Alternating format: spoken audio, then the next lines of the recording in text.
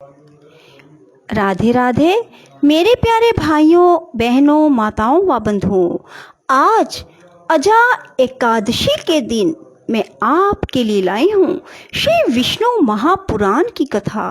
बंधुओं, आप सभी को मालूम है कि भगवान विष्णु के प्रिय विष्णु पुराण को एकादशी के दिन सुनने मात्र से भगवान विष्णु की कृपा बरसने लगती है।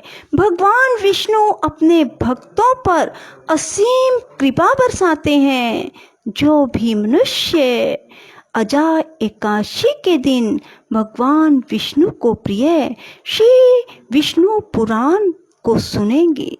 बंधुओं, यदि आपने हमारे चैनल को अब तक सब्सक्राइब नहीं किया तो जरूर करें और बेल आइकन दबाना ना भूलें, ताकि आपको हमारी आने वाली सभी वीडियोज की जानकारी सबसे पहले हो सके। बंधुओं, वीडियो को पूरी सुनने के बाद कमेंट बॉक्स में जय श्री विष्णु भगवान की, लक्ष्मी माँ की जरूर लिखें। बोलो विष्णु भगवान की जय। श्री प्राशर जी बोले, इस प्रकार गोवर्धन पर्वत का धारण और गोकुल की रक्षा हो जाने पर देवराज इंद्र को श्री कृष्ण का दर्शन करने की इच्छा हुई। शत्रुजित देवराज गजराज ऐरावत पर चढ़कर गोवर्धन पर्वत पर आए और वहां संपूर्ण जगत के रक्षक गोप वेशधारी महाबलवान श्री कृष्णचंद्र को ग्वाल बालों के साथ गोएं चराते देखा। हे द्विज, उन्होंने यह भी देखा कि पक्षी श्रेष्ठ गरुड़ अदृश्य भाव से उनके ऊपर रहकर अपने पंखों से उनकी छाया कर रहे हैं। तब वे ऐरावत से उतर पड़े और एकांत में श्री मधुसूदन की ओर प्रीतिपूर्वक दृष्टि फैलाते हुए मुस्कुरा कर बोले। इंद्र ने कहा, हे श्री कृष्णचंद्र, मैं जिस लिए आपके पास आया हूँ वह सुनिए। हे महाबाहो, आप इसे अन्यथा ना समझें। हे अखिलाधार परमेश्वर, आपने पृथ्वी का भार उतारने के लिए ही पृथ्वी पर अवतार लिया है। यज्ञ भंग से विरोध मानकर ही मैंने गोकुल को नष्ट करने के लिए महामेघों को आज्ञा दी थी। उन्होंने यह संहार मचाया था, किंतु आपने पर्वत को उखाड़कर गौओं को बचा लिया। हे वीर, आपके इस अद्भुत कर्म से मैं अति प्रसन्न हूँ। हे कृष्ण, आपने जो अपने एक हाथ पर गोवर्धन धारण किया है, इससे मैं देवताओं का प्रयोजन सिद्ध हुआ समझता हूँ। आपसे रक्षित गौओं से प्रेरित होकर ही मैं आपका विशेष सत्कार करने के लिए यहाँ आपके पास आया हूँ। हे कृष्ण, अब मैं गौओं के वाक्य अनुसार ही आपका उपेंद्र पद पर अभिषेक करूँगा। आप गौओं के इंद्र हैं, इसलिए आपका नाम गोविंद भी होगा। श्री प्राशर जी बोले, तदंतर इंद्र ने अपने वाहन गजराज ऐरावत का घंटा लिया और उसमें पवित्र जल भरकर उससे कृष्णचंद्र का अभिषेक किया। श्री कृष्णचंद्र का अभिषेक होते समय गौओं ने तुरंत ही अपने स्तनों से टपकते हुए दुग्ध से पृथ्वी को भिगो दिया। इस प्रकार गौओं के कथन अनुसार श्री जनार्दन को उपेंद्र पद पर अभिषिक्त कर शचीपति इंद्र ने पुनः प्रीति और विनय पूर्वक कहा, हे महाभाग, यह तो मैंने गौओं का वचन पूरा किया। अब पृथ्वी के भार उतारने की इच्छा से मैं आपसे जो कुछ और निवेदन करता हूँ वह भी सुनिए। पृथ्वीधर हे पुरुष सिंह, अर्जुन नामक मेरे अंश ने पृथ्वी पर अवतार लिया है।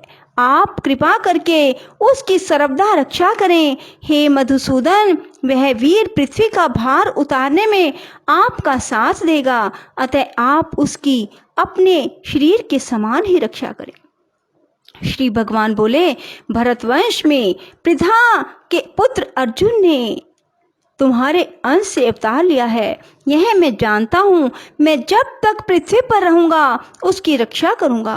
हे शत्रुसूदन देवेंद्र, मैं जब तक वहीं तल पर रहूंगा तब तक अर्जुन को युद्ध में कोई भी ना जीत सकेगा। हे देवेंद्र, विशाल भुजाओं वाला कंस नामक दैत्य अरिष्टासुर, केशी, कुवलय, पीड़ और नरकासुर आदि अन्य दैत्यों का नाश होने पर यहाँ महाभारत युद्ध होगा। हे सहस्त्रक्ष, उसी समय पृथ्वी का भार उतरा हुआ समझना। अब तुम प्रसन्नता पूर्वक जाओ अपने पुत्र अर्जुन के लिए। तुम किसी प्रकार की चिंता मत करो। मेरे रहते हुए अर्जुन का कोई शत्रु सफल ना हो सकेगा।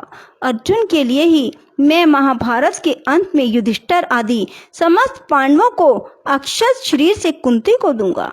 श्री प्राशर जी बोले, कृष्ण चंद्र के ऐसा कहने पर देवराज इंद्र उनका आलिंगन कर ऐरावत हाथी पर आरूढ़ हो स्वर्ग को चले गए। तदंतर कृष्ण चंद्र भी गोपियों के दृष्टिपात से पवित्र हुए मार्ग द्वारा गोप कुमारों और गौओं के साथ ब्रज को लौट आए।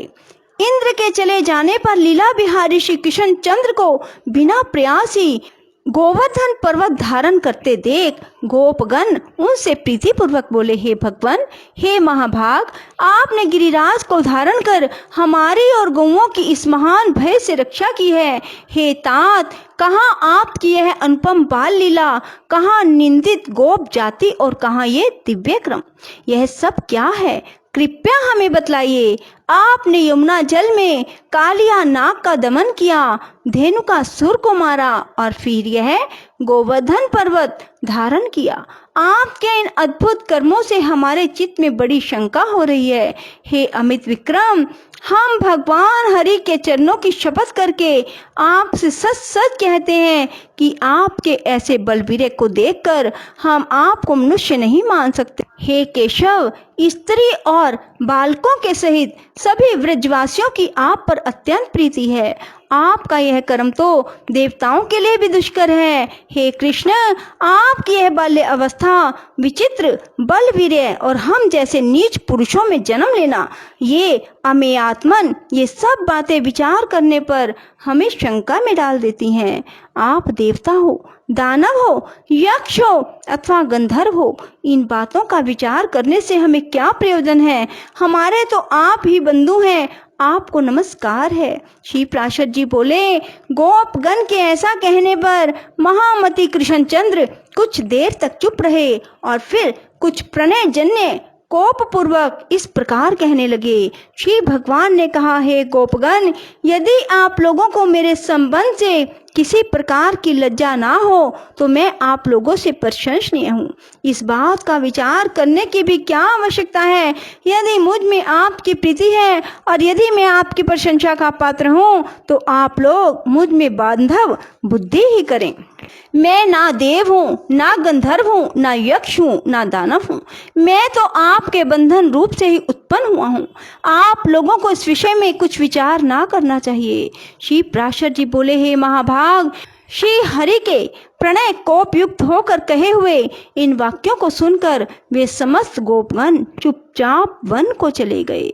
तब श्री कृष्ण चंद्र ने निर्मल आकाश, शरद चंद्र की चंद्रिका और दिशाओं को सुरभित करने वाले विकसित कुमुदनी वन खंडी को मुखर मधुकरों से मनोहर देखकर गोपियों के साथ रमन करने की इच्छा की। उस समय बलराम जी के बिना ही श्री मुरली मनोहर, स्त्रियों को प्रिय लगने वाला अत्यंत मधुर, अस्फुट और मृदुल बद्ध ऊंचे और नीचे स्वर से गाने लगे।